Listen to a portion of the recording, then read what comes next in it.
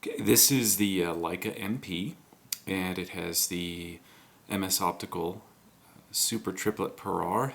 This is the second release of the lens. It's a 35mm f3.5 lens. Collapses into the body. You can see that it doesn't take up much space.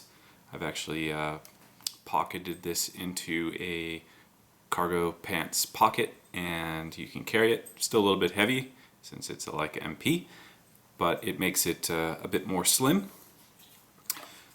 The lens, you pull the lens out of the body and then hold it, twist it into position, and then there's a couple things. You use the aperture.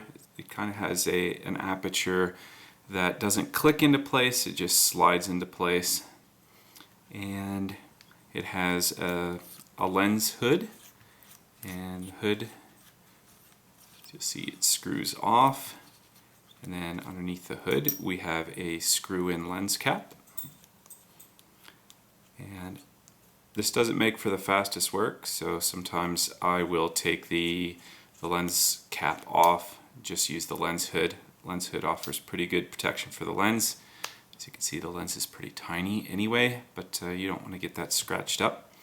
To make things faster, I kind of discovered this yesterday. You can take the hood, screw the hood back in. One of the weird things about the hood is that you have to really crank it on, or when you're changing and adjusting the aperture, the hood will get loose. So I just give it a little bit of tension, and then the hood is on there pretty good. I can change the aperture.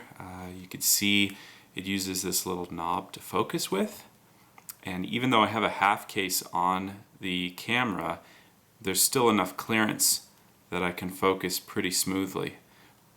Works a little bit better without the half case, but doesn't bother me enough. I can still focus.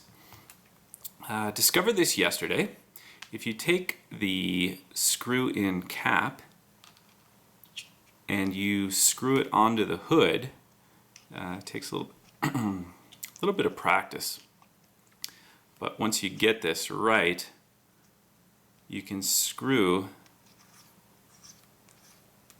the lens cap right onto the hood. It doesn't screw in all the way since the lens cap isn't threaded, and it doesn't offer a whole lot of resistance, so it'll appear to be a little bit loose. And then to take it off, since it is a little bit loose, you have to give it a little bit of pressure, and then you'll feel it grip just a little bit. And you can screw it off. So one of the things that I might do with the lens hood is get some thread tape and put the hood on and make it more of a permanent hood.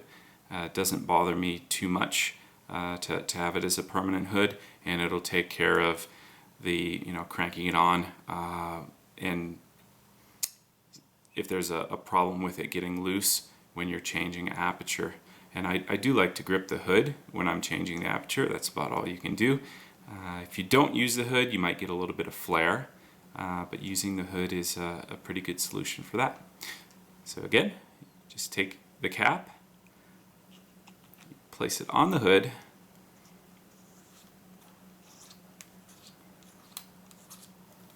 screw it on. Now the cap is on the hood, and you can then collapse that back into the body, and you've got your hood, or your cap, on the outside of the hood instead of the cap on the inside and then having to remove the hood every time you want to remove the cap. So that's that. Thanks for watching.